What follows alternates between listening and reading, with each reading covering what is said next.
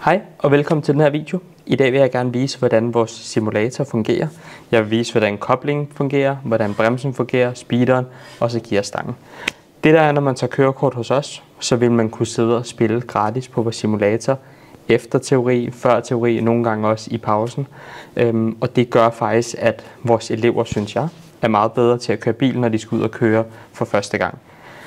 Forskellen på, at man sidder og spiller på en controller derhjemme, og man sidder og spiller på vores simulator, det er, at du får følelsen af, hvordan man selvfølgelig skal have kobling nede, når man skifter gear, hvor gearne sidder, og egentlig bare generelt, hvordan man skal sådan multitaske, mens man kører.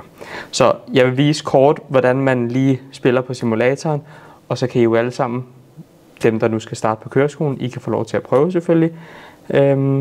Ja, så lad os springe ud i det.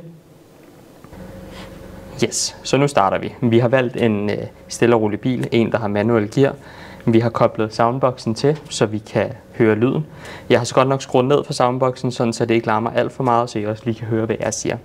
Men når man starter, skal man have koblingen ned, sætte den i første gear, som er over mod mig og fremad.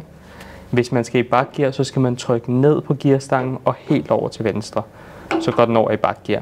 Det er også ligesom min egen skolevogn. Det er også derfor, vi har valgt den her gearkasse. Så første gear, der, løfter stille og roligt for koblingen, mens vi giver lidt speeder.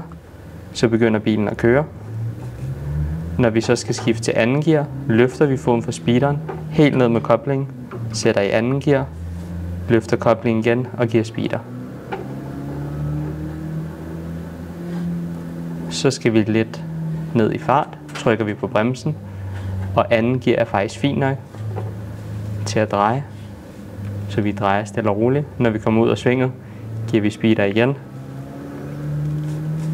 Sætter i tredje gear. Lige når vi kommer ud af det her sving, tænker jeg, at vi sætter i tredje. Begge hænder på rattet. I kan lige så godt vende jer til det. Løfter foden for speederen, helt ned med koblingen. Frigear, og så puffer man den lige op med håndfladen. Så går den i tredje, og så kører vi. Det, som I skal øve, når I kommer ud i trafikken, det er også, at I skal ned i anden gear, hver gang I drejer. Så det kunne man allerede øve allerede nu.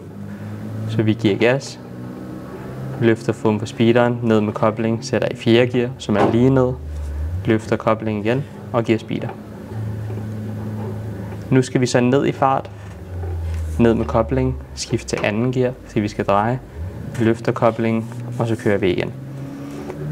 Så alt det her, det er noget, som man faktisk er rimelig svært ved ude i trafikken, og derfor hjælper det rigtig meget, når I øver det på simulatoren, inden I skal ud og køre.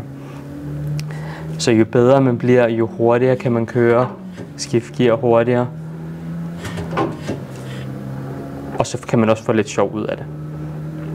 Så jeg kan godt sige, at nu kører jeg rigtig hurtigt, skal ned i fart, og så skal jeg også ned i gear, fordi jeg er faktisk for højt gear. Så ned med koblingen, anden gear, løft koblingen igen, og så giver jeg speeder. Jeg ved ikke, om I kan se derfra, at jeg faktisk også tager min fod væk fra koblingen, når jeg ikke bruger den. Det er fordi, man ikke må hvile foden på koblingen. Så hver gang I ikke bruger koblingen, væk med den, og så ud til siden. Så til at starte med, så er man nok sådan lidt langsom rundt om banen, og jo flere gange I har kørt på simulatoren ude i den rigtige verden, så bliver I også bedre og bedre, og det bliver egentlig også sjovere og sjovere. Så vi bremser og sætter i frigear. Normalt havde man trukket en håndbremse, når man stoppede. Det har vi så ikke på den her. Men det er egentlig bare kort for at vise lidt om simulatoren. Yes, det var så en kort video, hvor jeg viser, hvordan man kører på simulatoren.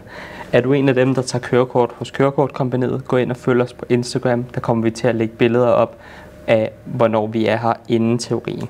Så skal du til teori, gå lige ind og tjekke Instagram, så kan det være, at vi er her en time før, halv time før, nogle gange 2 timer før, så du også har mulighed for at køre på simulatoren. Til at slutte af med, vil jeg lige lave nogle clips, hvor jeg giver den gas i en lidt hurtigere bil end det her, og hvor der også er lidt lyd på, så I kan se, hvordan det er. Men jeg håber i hvert fald, I kommer til at nyde den lige så meget, som jeg gør.